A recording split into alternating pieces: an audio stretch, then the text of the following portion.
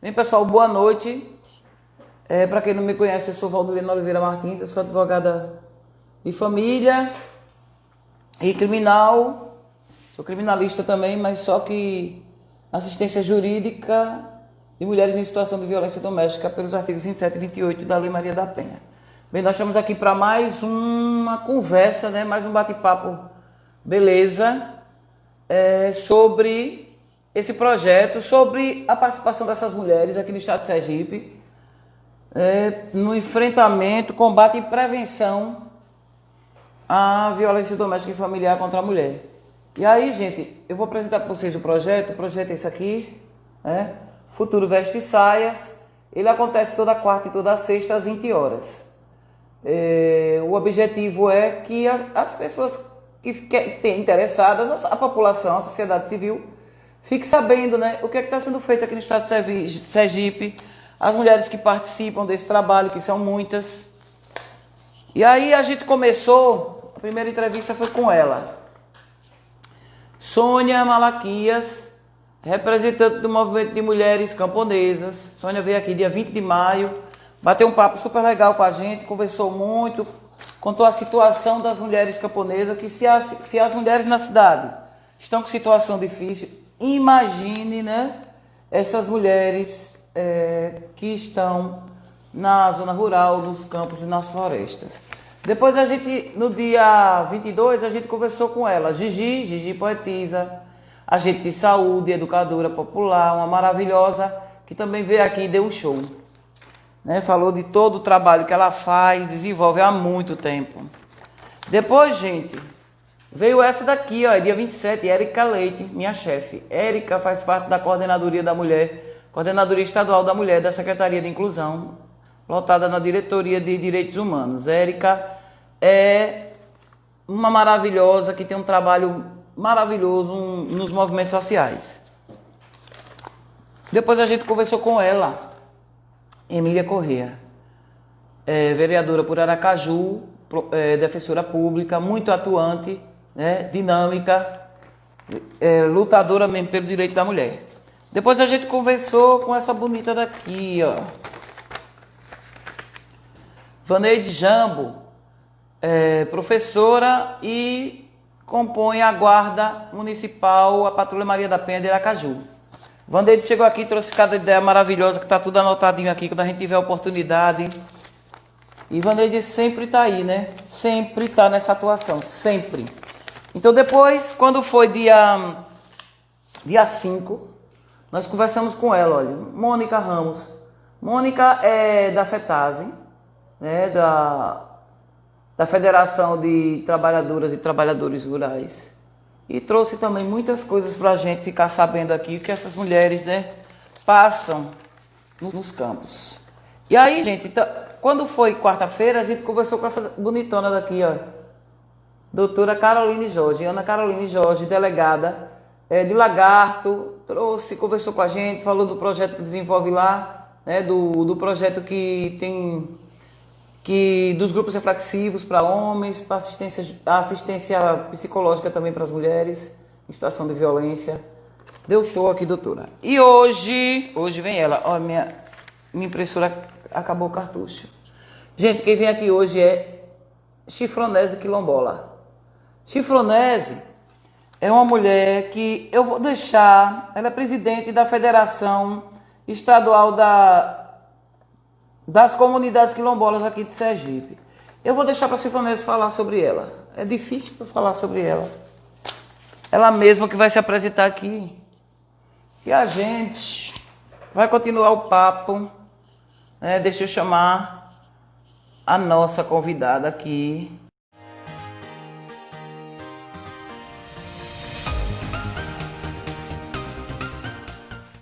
Agora.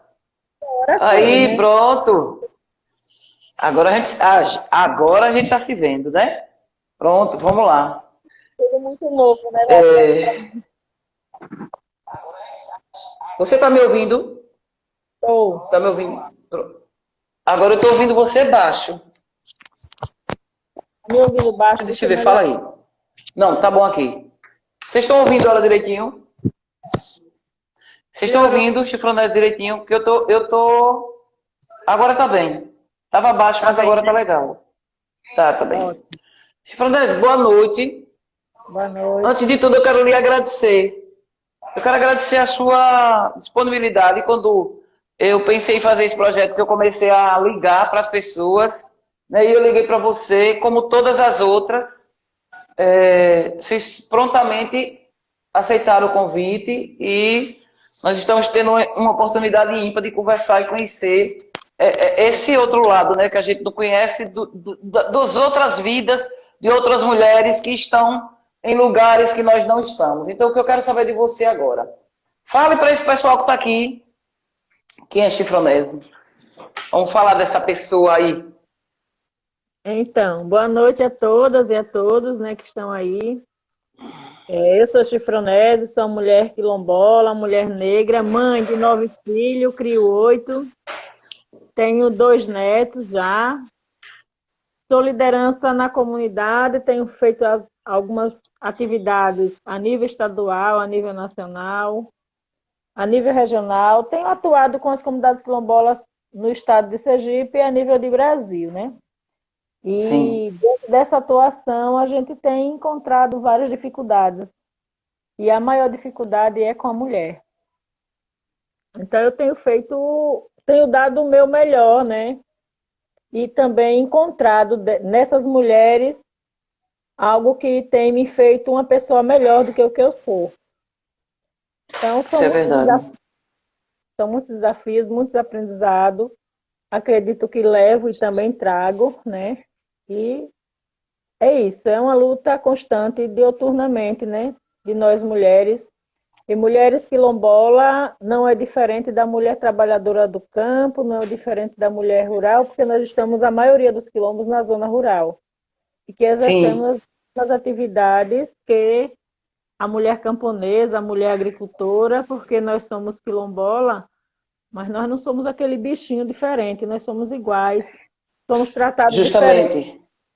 mas somos iguais a qualquer ser humano. E é isso, né? É uma luta constante de mulheres e muito difícil para a mulher negra, né? Nesse país, a mulher negra ela Como carrega sempre.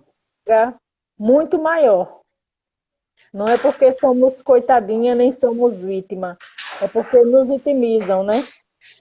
Colocam a gente numa situação em que não temos muitas condições. Fico assim grata pelo convite, como vocês viram, né? A tecnologia tem chegado a passo de tartaruga nos quilombos, e aí tem hora que a gente não consegue nem se adequar a essa realidade que o sistema nos obriga. E a gente somos obrigados a aprender também com a luta, na luta pela necessidade, porque esse momento é um momento oportuno da gente estar externando nossos sentimentos, nossas lutas, nossas angústias, dando os nossos gritos de socorro também para as mulheres que estão aí um passo a mais na nossa frente pela oportunidade que a vida lhe ofereceu, né? Então, eu É sou verdade. essa aqui. Chifrão, sabe o que é que eu queria? Que você falasse mais um pouco para quem está aqui. Porque a gente ouve muito falar em quilombola. A gente ouve, quilombola isso, quilombola aquilo, mas as pessoas não sabem, de fato, o que fazem, quem são essas pessoas, de que elas sobrevivem, como é a vida do dia a dia dessas pessoas. Você podia falar um pouquinho disso, no geral. Depois a gente vai para o foco da mulher. Certo. Queria que você falasse da comunidade em si. A comunidade com família, né? Então, quilombola são pessoas excluídas da sociedade, do sistema, onde as políticas públicas, até hoje, para chegar, a gente precisa estar lutando diuturnamente. E a vida dos quilombolas é uma vida sofrida, né? Eu digo que os quilombos existem, ainda continua sendo espaço de resistência, porque a escravidão não acabou para as comunidades quilombolas, ainda continua, porque nós continua com a liberdade de sermos livres, como diz a história do Brasil, mas as políticas públicas ainda não chegaram para nós. Então, o quilombo é essa realidade aí, de estar diuturnamente lutando pelo reconhecimento, né, pela qualidade de vida, e é viver trabalhando no campo de forma escravizada ainda, né, porque não tem direitos trabalhistas garantidos para as comunidades quilombolas. Vivemos acurralados, porque os quilombos aos arredores têm as grandes usinas, grandes fazendas, e os coronéis da fazenda não acabou ainda, e ainda enfrentamos outras questões mais perigosas, que além do coronelismo da fazenda, ainda tem o coronel da política, né? Coronel da política, porque na maioria das vezes os prefeitos que têm que executar as políticas públicas, na sua grande maioria, é os fazendeiros que estão na briga com a gente pelos territórios, é ou irmão, ou primo, ou parente. Então, são pessoas que seguram as políticas públicas, né? E a gente sofre aquele preconceito estrutural, né? Aquele preconceito onde os órgãos que têm que executar a política é quem nos mata, é quem nos persegue. Então, essa é a vida dos quilombolas no Brasil, e em Sergipe não é diferente. A gente vive... Silvanese, então a gente pode dizer que se normalmente o acesso à saúde, educação, moradia, emprego é difícil para as pessoas como um todo, para os quilombolas, então é praticamente inexistente.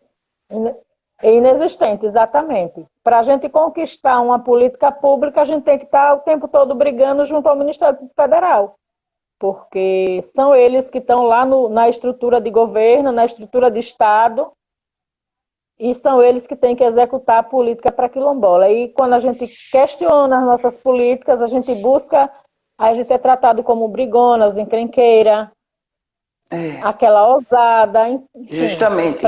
Principalmente quando a gente preto é sempre brigona, sempre encrenqueira, sempre mal educada.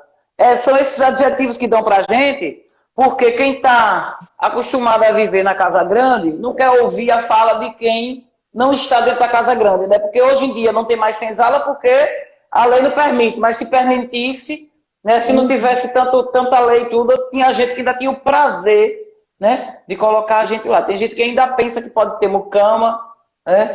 Então, assim, Chifronese, aí é quando você faz essa narrativa, é que a gente percebe como é necessária a representatividade no legislativo, né? Como é primordial, como deveria ser. Pense se nós tivéssemos no legislativo municipal ou estadual e no federal, se a gente tivesse no executivo pessoas que representassem essas classes, né? Para suscitar, para colocar essas pautas, para discutir, para sugerir a criação de políticas públicas. Mas, infelizmente, a gente ainda não aprendeu a votar. É verdade. Infelizmente. Você vê, nós tivemos aqui em Sergipe, nós tivemos apenas, que eu me lembre, uma deputada federal, que foi Tânia Soares, há muito tempo atrás, né? Por vida sempre homem, deputado federal. Deputada negra, eu só me lembro de Conceição Vieira, eu não me lembro de outra. Né? Deputadas, hoje é o maior número, daqui são 6. Hoje nós temos 6 deputadas. Né? Mas sempre foi um número reduzido, de 24 cadeiras. Eram 4, eram 3, eram 2, né? Agora são 6.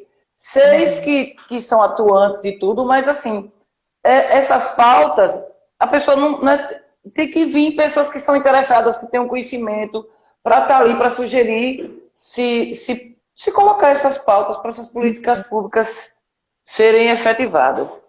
E aí, quando a gente fala de toda essa dificuldade dos quilombolas, das quilombolas, e aí quando a gente dirige para a violência doméstica e familiar, me conte. Então, aí é onde está a pior situação, né? Porque, infelizmente, a gente vive uma situação onde a violência ela perpetua a todo momento, né? E nos quilombos não é diferente. Nos quilombos não é diferente. Ainda é muito pior, porque nós não temos estrutura de Estado para dar o socorro que necessitamos. Então, o que ocorre? As mulheres violentadas, na maioria das vezes, elas negam que são violentadas, porque entre denunciar e se tornar mais vítima do que o que já está, é melhor ficar no que está e deixar para lá. Entendeu? Então, a situação é Entendi. muito... E a gente tem essa situação. Essa realidade é muito séria. Quer dizer, existe uma violência institucional quando no momento de procurar os meios do Estado, a pessoa não acha respaldo, né? E aí a pessoa se cala, muitas vezes, porque não acredita no sistema. Isso, infelizmente, acontece muito na zona urbana, aqui, onde tem delegacia especializada, isso acontece. Né? Da pessoa desistir porque não acredita no sistema. Eu imagino que os quilombos geralmente ficam povoados, né, Chifronese? Isso, a gente só tem 2 quilombos na zona urbana, que é o quilombo Maloca e o quilombo de Areia, que fica em Estância. Todos dois ficam em Estância? Não, Porto de Areia fica em Estância e o quilombo Maloca fica em Aracaju. Em Aracaju, é Maloca, eu sabia. É, Maloca é aqui. E me diga uma coisa, você é de qual quilombo? Eu sou do quilombo Caraíbas, aqui no município de Canhoba, na região do Baixo São Francisco. E tem quantos mais quilombos? A gente somos hoje reconhecido a nível nacional 45 comunidades, tendo em vista que a gente tem, em média, umas 50 comunidades, porque para nós somos mais de 45, mas para o Estado somos 45, porque só é reconhecido para o sistema quando a Fundação Cultural Palmares reconhece, né? Entendi. Então a gente ainda tem comunidades lutando por esse reconhecimento, aí a gente não pode contar dentro do sistema o quantitativo que temos. Mulher, me diga agora, você falou uma coisa, chega a doer o meu coração. Como está essa relação com a Fundação Palmares? Agora, me conte, pelo amor de Deus. Horrível. A gente tem uma briga constante, né? O movimento quilombola a nível nacional, que é a Coordenação Nacional das Comunidades Negras Rurais do Brasil, que é a CONAC, tem feito enfrentamento com as denúncias que ocorrem o tempo todo, né? A gente tivemos um negro lá na estrutura que, só por Deus, né? Um negro de alma branca, daquelas almas que escraviza, né? E aí a gente tá nessa briga aí, a Palmares praticamente fazendo nada, usando uma pessoa negra para chicotear os demais. O que eu não entendo, esse rapaz, que na minha mente vem a figura de um capitão do mato, né? Na minha mente vem a figura de um capitão do mato daquela época. Eu não entendo por que o interesse dele de fazer parte, de ser presidente da Fundação Palmares, se ele não acredita na pauta.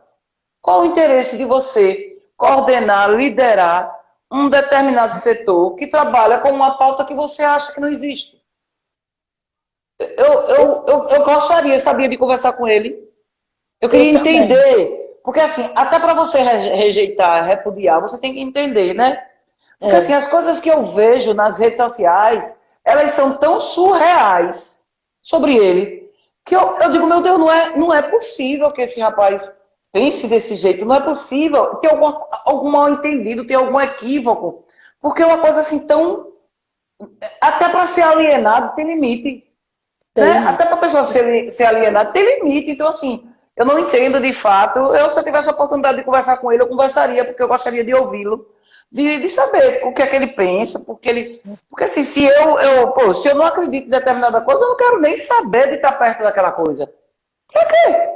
Ele acha que racismo não existe, que isso é mimimi, que deturpa completamente a história, não acredita na luta, não vê o povo negro para além da escravidão, né? Porque o povo negro é um povo que tem uma cultura riquíssima, que tem pensadores e pensadoras maravilhosas, todos e todas ocultados da história. Né? Claro, quem escreveu a história foram homens brancos. Então, eles ocultaram as mulheres brancas. Imagine o povo preto ou o povo indígena.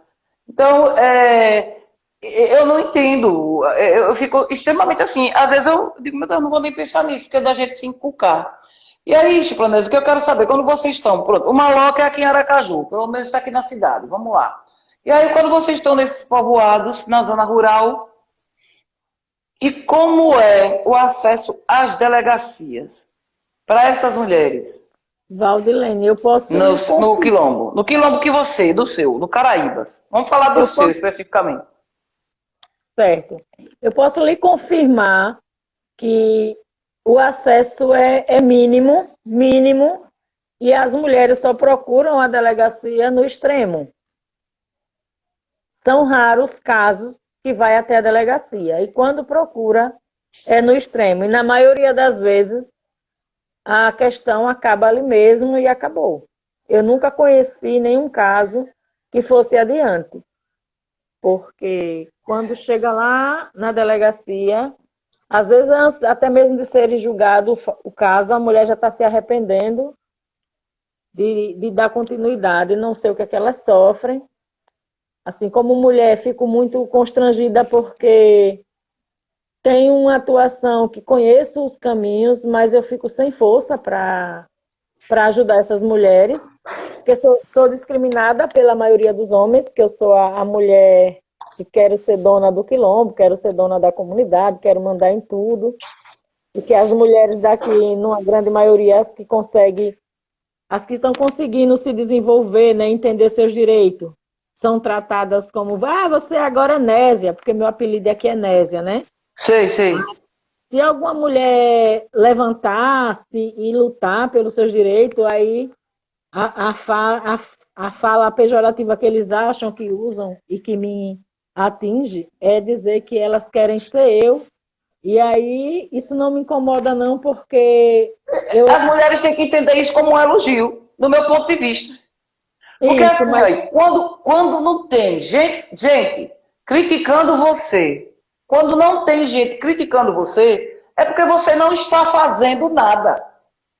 Eu sempre entendi isso. Se ninguém estiver lhe criticando, é porque você não está fazendo o que deveria estar fazendo. Porque as críticas sempre vão vir. O que eu acho incrível é que dentro de um povo que é segregado, que se torna minoria em direitos, ainda existe esse recorte de subjugar a mulher negra pelo próprio homem negro.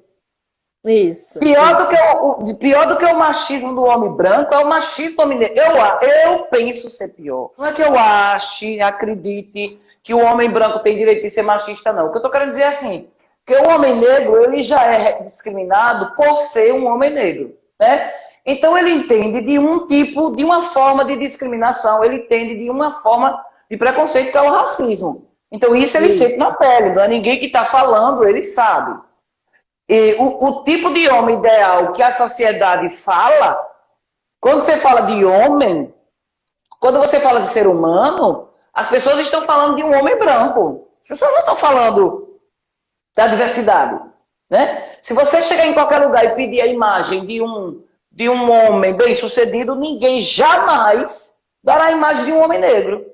Então, assim, então os homens negros, né? Se você vê um homem negro de terno, ou vão achar que ele é motorista ou que ele é segurança.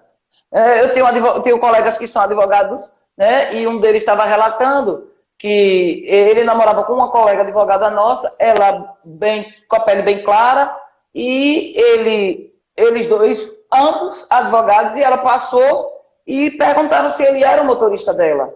Então, assim, as pessoas não veem um homem negro como um homem bem-sucedido. E os homens negros bem-sucedidos, eles também procuram como se fosse uma porta de entrada para o mundo branco através de um casamento com uma mulher da pele clara, ou de um relacionamento, né? Isso é a regra. Gente, eu não estou julgando quem se relaciona com ninguém, mas eu estou falando o fato. Se você for olhar, se a gente vê, é o que a gente vê. Então o homem negro, ele sabe o que é sofrer preconceito, ele sabe o que é sofrer racismo. E como ele ainda, né, subjuga a mulher negra, e aí você vê homens negros agressores, homens negros machistas, então segregadores, porque um homem que chega para você e acha ruim porque você se levanta com a voz do povo negro e da mulher negra, ele ser contra é uma pessoa completamente sem noção.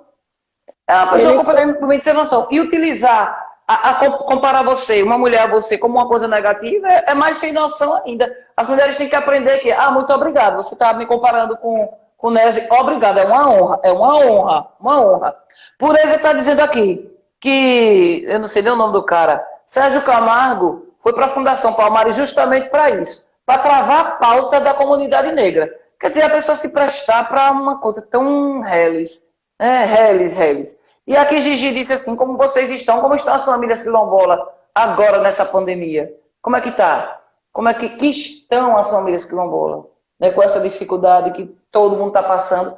Quem tinha um pouco de estabilidade, está desestabilizado, imagine, né? E aí, como é que estão essas famílias? Responda essa pergunta de Gigi aqui, que eu achei muito interessante. Então, a gente nos quilombos estamos vivendo uma agonia que toda a sociedade está vivendo, né? Mas, assim, em relação às dificuldades, continuam as mesmas.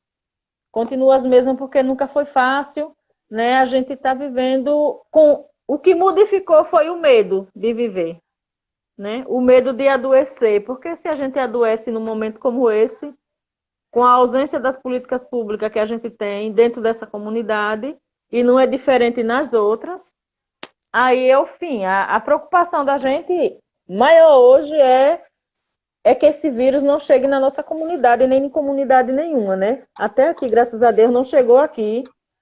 E já chegou em alguns quilombos em Sergipe, mas aqui ainda não. Mas as dificuldades são muitas, Gigi, e todas que estão aí. Porque imagine sem acesso à saúde, sem acesso às políticas públicas de saúde, uma cidade doente, como é que vai ficar? Quando a gente vê os números aí de mortes, a gente fica assustado. Então, a gente estamos enfrentando com muita dificuldade mesmo, no sentido do medo. Mas de outras dificuldades, permanecem as mesmas dificuldades. Só que agravadas, né? Agravadas pela redução do quadro de pessoas, pela redução do transporte e tudo, né? Tem alguém perguntando aqui, Ciclonese, para você como é a educação formal. Como é que está tendo as escolas das crianças agora? Porque tem umas escolas que estão online. Como é que está acontecendo com vocês? Como é? Me conte. Então, está muito difícil, né? Nós temos os professores aqui que são preocupados com as crianças. E aí, o que é que está acontecendo? As mães, com o seu celular, estão juntando os filhos, né? Formando grupos. As que não têm celular, o diretor está pegando as atividades e trazendo nas casas, né? Para que a gente possa estar ensinando nossos filhos e depois fotografando com o celular da vizinha, do amigo, para enviar para eles, né? Aquela atividade para ser corrigida. A dificuldade está sendo muito grande, porque nem todo mundo tem internet, mas dentro da comunidade a gente está se ajudando dessa forma. As famílias ajudam seus filhos e as que têm condições de enviar o documento, manda nos grupos, né? Tem os grupos de professores aqui, tá? As professoras fazem o grupo por série e aquela série vai se ajudando no sentido de estar encaminhando. Mas está muito difícil, porque nem todo mundo tem acesso à internet aqui. Eu estava vendo uma matéria, nas redes sociais, não sei nem onde foi, um menino que todo dia ele senta em frente a um açougue para usar o Wi-Fi do açougue, que o homem permite, para poder fazer as atividades. É triste a gente ver, porque assim, essa pandemia, ela jogou na cara da gente as mazelas, né? As mazelas que tem na nossa sociedade. Porque nada que a gente está vendo ruim hoje não existia antes. Então, assim, o acesso à educação sempre foi difícil, a saúde, a moradia, o trabalho, a violência contra a mulher já era uma pandemia, é uma pandemia antes dessa pandemia vir, né? Sobretudo, o desemprego, a precariedade, a falta de acesso, de políticas públicas, a falta de segurança do trabalho, tudo isso, quer dizer, a gente está vendo agora e é como se a pauta do mundo tivesse travada para a gente ver se a gente consegue resolver. Eu fico numa angústia muito grande, sabe? Porque, por exemplo, quem tem condições de sobreviver a essa pandemia, que está em casa, que tem ar-condicionado nos quartos, que tem onde estudar, que tem o que comer, que tem seu emprego e seu salário recebendo todos os meses, mesmo assim, a pessoa que tem consciência, mesmo sendo uma pessoa privilegiada, a pessoa não fica em paz. Você não consegue ficar em paz porque você sabe que ali tem uma pessoa que todo dia precisa sair para poder comprar pão, arrumar o dinheiro para comprar pão. Todos os dias aquela pessoa precisa sair para ter esse dinheiro. Todos os dias. Então, é terrível. É muito triste a gente ver. Mesmo com esse auxílio, a gente está vendo tanta coisa errada também nesse auxílio. Pessoas que não precisam recebendo. Pessoas fora do país se cadastrando e tendo a aprovação. Pessoas aqui que estão passando necessidade que sequer receberam a primeira parcela ainda.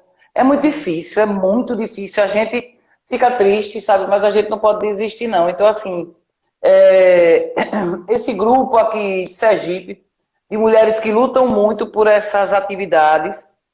Semana que vem eu estou começando um novo projeto, no mesmo sentido desse, com a mesma pauta, só que só com homens. E eu vou trazer, representando os quilombos, o Hélito Quilombola. Sabe? Eu vou conversar com ele também. A gente vai conversar também, porque assim, os homens também precisam fazer parte desse debate. Os homens têm que estar atentos, tanto quanto nós estamos, porque a gente não vai mudar essa sociedade se não for de mãos dadas, homens e mulheres. Só a gente não vai conseguir mudar. Deixa eu ver aqui, que Ginicódio está falando. E alimentação. Sabemos que muitas crianças fazem as refeições na escola, justamente. E como fica a alimentação dessas crianças, onde as famílias não têm condições? Lá no Quilombo, está sendo feito algum trabalho com relação a isso? Porque, assim, tem alguns lugares que estão levando, né, o lanche para as crianças. Como é que está sendo lá? Não está acontecendo. É uma das nossas demandas das comunidades quilombolas que a refeição da escola seja ofertada às crianças, né? Mesmo elas estudando em casa. Mas até o momento, nenhuma das comunidades quilombolas receberam ainda esse benefício nas suas casas. Então, as famílias estão se virando com o que tem, né? Sabemos que tem famílias que realmente precisam dessa alimentação, que a gente tem criança que, na sua grande maioria, a refeição da escola é um dos seus alimentos prioritários, né? Então, justamente. A gente está buscando, e estamos aí, né, denunciando, buscando apoio no Ministério Público, porque o recurso da merenda está entrando. Não parou de entrar. E aí, o que é que está acontecendo com esse dinheiro que não chega para as comunidades quilombolas, não chega para as escolas, onde as crianças necessitam dessa refeição, né? Porque eles deveriam comprar esse alimento, já que está suspensas as aulas, eles poderiam comprar frutas e entregar às famílias, comprar algo que não fosse necessário tantos cuidados, assim, no sentido de cozinhar, essas coisas todas, porque tem muita coisa que dá para oferecer, né? Sim, sim, sim. E seria uma forma de estar ali, né? 10 horas da manhã, ter uma fruta para oferecer, alguma coisa desse tipo. Alguma coisa que eu entendi que você falou, que não precisa se cozinhar, porque também está difícil, gás, tudo, né?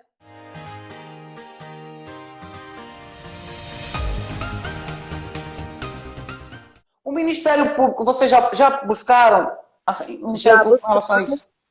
Já buscamos e o Ministério Público Federal tem, agora no momento mesmo, despachou uma recomendação aonde os municípios têm que responder em 10 dias sobre essas questões do atendimento nas comunidades quilombolas diante do Covid-19 que a gente está passando, né? O que é que eles estão fazendo com o recurso da saúde e com os outros recursos relacionados ao atendimento à população. A gente já protocolou o documento, já denunciamos e estamos aí, nós não está parada, né? Porque é preciso mostrar para a sociedade o que está acontecendo. Deixa eu ver quem foi que perguntou aqui. Tem alguém perguntando aqui como está a saúde. Você já falou sobre isso. A saúde precária, mais precária ainda por causa do acesso. E vocês com medo de adoecerem, porque se adoecer é pior e, por enquanto, nenhum quilombo teve registro de Covid. Que você saiba, né? Já teve?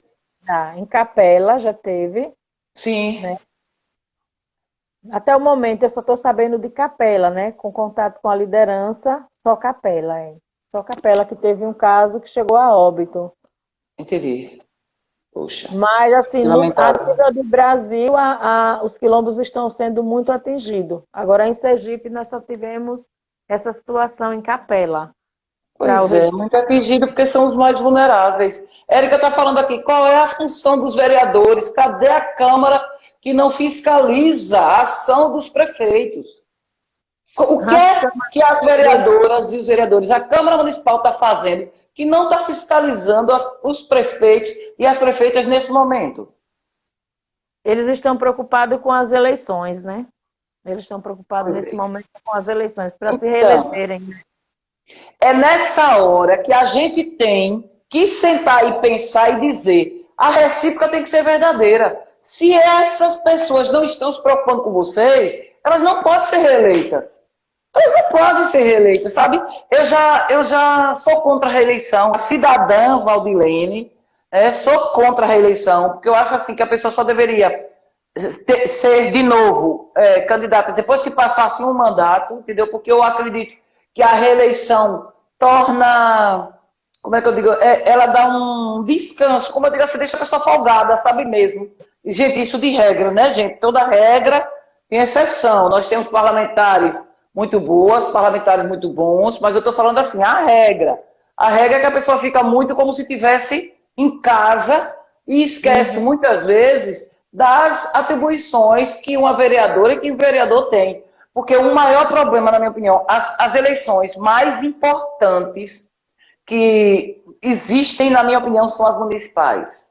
Porque se a gente tivesse um povo consciente que elegesse boas vereadoras, bons vereadores, boas prefeitas e bons prefeitos, o resto era mais fácil. Verdade. Porque é a base. A vereadora, o vereador, é quem está mais próximo do povo. Esses vereadores e essas vereadoras que estão próximos não estão sabendo o que está acontecendo? Estão. Né? Eles não estão É. sabendo o que, que eles estão fazendo. Quer dizer, já estão se articulando para se reeleger, não estão preocupados. Ontem eu acabei um projeto que eu tinha aqui, Sororidade 2020, por mais mulheres na política, que foi assim, entrevistando mulheres pré-candidatas à Câmara Municipal e o Executivo Municipal. E uma delas, Linei, ela falou assim, que às vezes o vereador, né, ou a vereadora que se elege, mora em outro município, porque o outro município tem escolas melhores. Aí, e as crianças, para as crianças dele, e as crianças do eleitorado dele? Né? O prefeito mora em outra cidade, porque outra cidade tem mais acesso à saúde, à educação, para a família dele. E as famílias do eleitorado dele. Então, enquanto a gente não começar a pensar nisso, as coisas não vão para frente, não. Não vão mesmo. Estou aqui perguntando, Chifranete, se você é pré-candidata. Se você é pré-candidata esse ano. Estou Certo? pré-candidata. Sim. Fale mais um pouquinho aí das suas ideias, ou das ideias do grupo, do pessoal que está lá no clube, com relação a essa política, de política pública com relação às famílias e à violência contra a mulher. A violência doméstica como um todo, né? Mas assim, a gente está no foco mais de violência contra a mulher, porque quando você sabe, quando tem violência contra a mulher, a família toda é atingida, não tem como escapar. E aí, É verdade. o que vocês idealizam, o que vocês pensam, o que vocês já fazem algum trabalho de conscientização com o grupo? Me fala aí mais. Então, a ideia é, né? Eu já vim fazendo um trabalho na associação e tenho a intenção de estender esse trabalho para toda a comunidade e dentro do município também, levar ideias aonde outras pessoas possam conhecer o nosso trabalho. A ideia é fazer com que as mulheres entendam o seu papel, a sua importância, seus valores, e mostrar, através de projetos e ações, da importância delas participarem do processo de discussão, do processo da política, de se envolver mais. E, assim, o maior problema que eu percebo nas comunidades é o analfabetismo. E Sim. um dos projetos idealizador é incentivar, através de políticas públicas, mulheres a estudar. As mulheres a Entendi, estudar. entendi. Mas para essas mulheres estudar, elas precisam ter creche, elas precisam ter apoio para poder estudar. Porque a maioria das mulheres tem muitos filhos. Sai da escola muito cedo, ainda na adolescência, como eu. São poucas as que avançaram um pouco, né? Então, ter filho na adolescência, ela requer políticas públicas, ela requer a família do lado, né? Política pública para controle de natalidade, para informar sobre essa questão, né, de prevenção, né, de contraceptivo, estimular essas meninas a estudarem e não se relacionarem tão cedo. É tudo muito difícil, porque assim, é o ciclo que vai sendo, né? A sua mãe casou novinha, você também casa novinha, sua filha também casa novinha, porque a concepção de que mulher é para casar, é para ter filho, e aquilo ali geralmente colocam mesmo na cabeça da gente que a maternidade define a gente, que a gente não precisa, se você é mãe, você não precisa ser mais nada. E isso é terrível, isso é terrível. Isso destrói tudo, destrói tudo. E assim, as mulheres quilombolas, elas vêm de uma cultura onde é uma cultura que precisa ser melhorada. Não é para acabar, mas precisa ser melhorada. Ser mãe é importante, mas a gente vem de uma cultura onde a menina começou a namorar já é para pensar em casamento. Pois É é. para casar. Então, quando a gente casa, a gente já carrega uma carga, né? Porque tem o marido para cuidar. E aí, quando a gente casa, também vem a desestrutura familiar, que você fica dependendo daquele homem para sobreviver, não estudou. E aí vem toda uma bagunça na vida daquela mulher, onde ela não tem o que fazer, ela não tem que parir e cuidar do filho, do marido e da casa. Pois Porque é. casou, procurou casa, tem que cuidar da família. Então, É, a falta de informação, é a falta de políticas públicas, é a falta de estrutura familiar. essa educação que precisa ter, a educação sexual nas escolas, essa questão do controle mesmo, né, do planejamento familiar, que ninguém nem fala, ninguém nem conhece. Então, assim, ser mãe é bom, toda pessoa deseja, toda pessoa tem uma estrutura. Então, assim, é tudo muito... As coisas acontecem muito assim, de qualquer jeito. As meninas não chegam a ter essa informação, esse esclarecimento, que é fundamental ter uma autonomia financeira, que é importante ter conhecimento, estudar. E a gente não casa para cuidar de marido, gente, a gente casa para ter um parceiro. O cara tá ali junto com a gente, ele que tem que saber se cuidar, a gente tem que saber se cuidar. E juntos e juntas a gente cuida das crianças, que quando crescem, aí já não são tão carentes de cuidado, já vão começar a contribuir com as coisas dentro de casa. Então, assim, a base de tudo a educação. É nessa hora que eu digo, não existe empoderamento feminino individual. O empoderamento ele só acontece se for todo o conjunto, se for um movimento de todos e de todas, porque tem que ter uma mudança de comportamento social.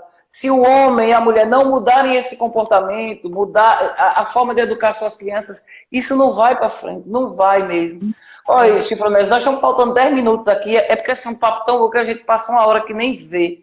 Eu queria que nós temos 10 minutos aqui, eu queria que nesses 10 minutos você falasse as suas ideias, as suas considerações finais, algumas ideias que você tem, e que a gente vai precisar. Nós temos uma equipe muito boa aí, o Ministério Público Federal, o Ministério Público Estadual, a Coordenadoria da Mulher do Tribunal de Justiça, nós temos muitas delegadas que trabalham com muito compromisso, delegados também, nós temos o Ministério Público, tanto homens como mulheres, então assim, a gente precisa buscar força, né? Defensoria Pública, a Secretaria de Estado de Inclusão, que eu também faço parte da Secretaria, a Érica também, estava distribuindo as máscaras, não sei se de vocês chegaram lá, as máscaras. Chegaram, pois é. Então, muitas máscaras, desculpa, foi um trabalho em parceria com o Banco, Então, assim, são algumas ajudas que estão chegando. E eu queria que você falasse mais, sabe? Desejo sucesso na sua. Nesse momento que você lançou seu nome, sua pré-campanha, que seu nome seja aprovado, que você tenha uma campanha, sobretudo, de esclarecimento, para que essas mulheres entendam, né, que precisam votar em mulheres, nós precisamos eleger mais mulheres, nós precisamos de representatividade. Fique à vontade, que eu quero que você faça esse desejo agora, são 9 minutos que nós temos. Então, né, eu, assim, no meu ponto de vista, enquanto mulher, eu acredito que a gente vencerá, mas venceremos esse machismo, essa violência de mãos dadas. E assim, o homem violento, ele traz consigo uma carga também de violência, né? A gente sabe que, na maioria das vezes, você tem que observar de onde vem aquele homem, por que ele faz aquilo. E a desestrutura das políticas públicas leva, muitas vezes, o homem a ser violento. Então, eu acho que um trabalho de conscientização, através do Ministério Público, os órgãos aí, organizações que têm defendido essa situação de violência, da não violência com as mulheres, conscientizando esses homens que já usam essas violências, eu acho que a gente consegue, né? E um outro ponto que eu vejo é ser mulher e o seu papel no sentido de ser vítima. O que é que a gente está fazendo também enquanto mãe? Nós, mãe de meninos. Na educação, né? Das crianças, né? Isso. Nós, mãe de meninos, como é que nós está tratando nossos meninos e nossas meninas dentro das nossas casas? Então, esse é um dos papéis mais importantes para nós que lutamos, essa conscientização. Começa por aí, para as crianças que estão aí chegando. Para os que já estão dentro da violência, é esse trabalho de conscientização, através dos órgãos, né, e dos parceiros que possam ajudar, porque eu não acredito na prisão vir resolver. Sim. Não acredito. A prisão por si só, como eu disse, a punição precisa existir, claro, né? Isso, claro, a punição precisa existir. Só que ela por si só não resolve, por isso que a Lei Maria da Penha tem 3 eixos, né? Então, como você falou, uma coisa que você falou, eu já estou interferindo no seu tempo, mas o primeiro passo que nós mulheres precisamos dar, no meu ponto de vista, é entender que a gente não deve educar filho sozinha, a não ser que a gente não tenha mesmo ninguém. Mas se o pai está presente, ou se o pai, mesmo que existe, mesmo que esteja divorciado, separado, mas ele tem a obrigação de educar também. Então a gente precisa mudar logo primeiro isso, né? Sim, Chifronese, continue. Você está falando aí. Então, aí tem esse ponto da gente educar juntos e educar o filho, não o macho, o filho homem, não o filho macho, né? E trazer junto o conjunto de políticas públicas para estruturar essas famílias, porque não tendo estrutura, eu acredito muito que a estrutura é um dos grandes fatores que causa a violência. Tem casos que não. A falta de estrutura é mesmo. A falta de estrutura ajuda muito, porque você ter um quantitativo de família onde você não pode assumir e já está ali, a gente sabe que a cabeça do homem está cheia de problema também, preocupado. E dentro daquela preocupação, a mulher também cobra, porque a gente cobra, precisa cobrar. E ninguém acha caminhos. Aí a violência é o primeiro passo que vem nas nossas vidas. Eu falo isso porque eu vivo em uma comunidade e eu vejo isso acontecer. Eu vejo isso acontecer pela falta de estrutura, os homens ficarem valentes, ficarem bravos com as mulheres. A falta de estrutura potencializa a violência, né? Porque falta tudo, e aí também os homens são criados muito sem saber lidar com sentimentos, não sabem conversar, não sabem dialogar, são criados brutalizados. Para enfrentar juntos. Pois é. Então, porque isso é potencializador, né? Isso é um dos pontos que potencializa muito, é a falta de estrutura. O outro ponto é a nossa criação, no sentido de eu quero o filho cuidado, mas eu quero minha filha cuidada, mas não vejo meu filho cuidando da filha do outro ou da outra, né? Então, a gente Sim. precisa modificar isso com urgência. Nós mulheres, que é quem somos a mãe, a mulher, a esposa, a amante, a amiga, a irmã, nós precisamos mostrar, começando da nossa casa, que o filho tem que ser igual à filha, em tudo. Os direitos Sim. são iguais, os deveres são iguais, né? Porque se a gente não cuida dessa forma, a gente vai estar incentivando a eles Isso. a continuar reproduzindo. E o outro Então, ponto, ao invés de uma educação sexista, uma educação de igualdade, né, de inclusão, né, a gente criar pessoas que isso, sejam empáticas, que respeitem as outras, inclusive nas suas diferenças. A base da mudança é a via principal é a educação. Ou a gente muda a forma de educar desde o seio familiar, ou a gente não consegue mudar isso aí. Se Franese, agora nós temos 3 minutos e eu quero que você deu o seu desfecho. Muito obrigado. Vanessa, olha, você não sabe como eu lhe agradeço e como você enriqueceu esse projeto. Muito obrigada mesmo pela sua presença aqui. eu também fico muito grata, né? E assim, dizer a vocês, Sani, Gigi, todas as mulheres que estão aí assistindo essa live, que juntas somos muitas, né? Juntas somos muitas. E o meu potencial também vem de vocês, né? Porque a gente leva, mas a gente também traz, né? Quando eu saí do meu quilombo em busca de direitos, eu nem conhecia Aracaju, né? Então, hoje, a nível nacional, essa representatividade também tem a mão de muitas mulheres que têm outros viés e outros caminhos mais elevados do que o meu. E dizer a vocês que a importância de nós mulheres estar juntas se faz necessário, seja no quilombo, seja na cidade, na periferia, em qualquer lugar. Porque eu acredito muito que quando uma mulher sobe, ela puxa a outra, né? E Isso é muito importante. é só gratidão de ter conhecido pessoas como vocês.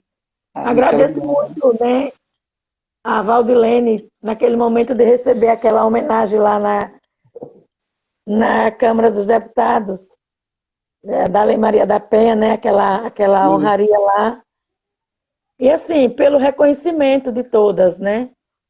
E dizer a vocês que estou aqui no Quilombo, muito distante da capital, muito distante da cidade. A ausência é grande. Preciso muito de vocês para resistir e existir, para que as minhas companheiras também possam existir dentro de um processo de conscientização e luta. É preciso dar força uma da outra, né? E aí estou aqui à disposição, né, para o que se fazer necessário quando se tratar de segurar na mão de uma mulher. Vão derrubar a gente aqui. Muito obrigada. Gente, tchau. Obrigada por tudo. Quem esteve aqui, todas, beijo. Obrigada, Chifronese. Você é uma maravilhosa. Você também, Valdilene. Todas vocês. Tchau. Tchau, tchau.